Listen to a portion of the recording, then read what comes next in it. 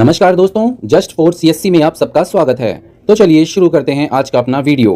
इस वीडियो में हम जनरल नॉलेज से संबंधित कुछ महत्वपूर्ण प्रश्नों पर चर्चा करेंगे और जानेंगे उन सभी के उत्तर विस्तार से। जिसके अंतर्गत आपका पहला प्रश्न है, वाइन कैपिटल ऑफ इंडिया के नाम से किस शहर को जाना जाता है? आपके पास विकल्प हैं ए दिल्ली, बी पटना, सी नासिक या फिर डी चेन्नई। प्रश्न का उत्तर है नासिक। भारत की वाइन कैपिटल नासिक को कहते हैं और नासिक महाराष्ट्र का एक शहर है। भारत में नासिक एक ऐसा शहर है जहां पर काफ़ी अधिक मात्रा में शराब का उत्पादन किया जाता है और इसी कारण से नासिक को वाइन कैपिटल ऑफ इंडिया कहते हैं। साथ ही साथ आप सबको पता होना चाहिए कि नासिक हिंदू तीर्थ स्थल भी है। यहाँ गोदावरी नदी के तट पर हर 12 वर्ष में कुंभ मेले का आयोजन किया जाता है। प्रश्न 2, किस जानवर का खून नीला होता है? आपका उत्तर है ऑक्टोपस। ऑक्टोपस का खून नीला होता है। साथ ही साथ ऑक्टोपस एक बहुत ही बुद्धिमान जीव है। ऑक्टोपस के सिर से 8 भुजाएं निकली होती हैं। इसका मतलब हो गया ऑक्टोपस के 8 पैर होते हैं।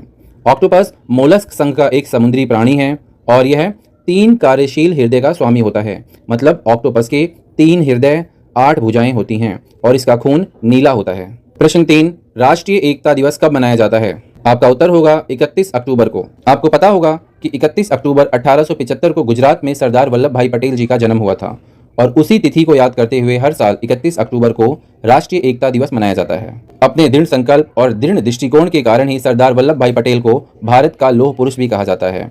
उन्होंने राष्ट्रीय एकता की एक ऐसी मिसाल प्रस्तुत की जिसकी याद में ही हर साल 31 अक्टूबर को राष्ट्रीय एकता दिवस मनाया जाता है। सरदार वल्लभ भाई पटेल ने भारत की लगभग 562 रियासतों का एकीकरण किया और उसे भारतीय संघ में शामिल करवाने में महत्वपूर्ण भूमिका निभाई थी। सरदार वल्लभ भाई पटेल को भारतीय सिविल सेवा का जनक भी कहा जाता है।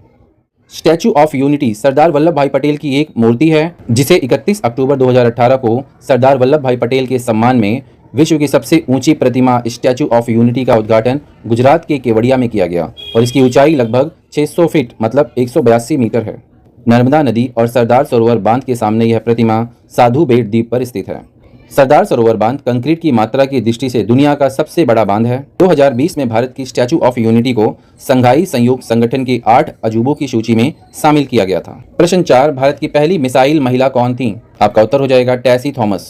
टेसी थॉमस एक भारतीय एरोस्पेस इंजीनियर और एरोनॉटिकल सिस्टम की पूर्व महानिदेशक और रक्षा अनुसंधान और विकास संगठन में अग्नि 4 बैलिस्टिक मिसाइल की पूर्व परियोजना निर्देशक थी। उन्हें अग्निपुत्री के नाम से भी जाना जाता है जो उनके काम और समर्पण का प्रतीक है। अग्नि मिसाइल से जुड़ाव के कारण भी इन्हें अग्निपुत्री के नाम से जाना जाता है। प्रश्न 5, मिट्टी के अध्ययन को क्या कहा जाता है? तो आपका आंसर होगा पेडोलॉजी। रूस के भूवैज्ञानिक, भूगोलवेता और मृदा वैज्ञानिक वासुली डोकुचेव को व्यापक रूप से मृदा विज्ञान का जनक कहा जाता है। तो वहीं भारत में मृदा विज्ञान का जनक डॉक्टर JW लैदर को कहा जाता है। उन्हें 1905 में बिहार के पूसा में मृदा विज्ञान के क्षेत्र में अनुसंधान की नींव रखने का श्रेय दिया जाता है। तो आज की इस वीडियो में इतना ही। Thank you.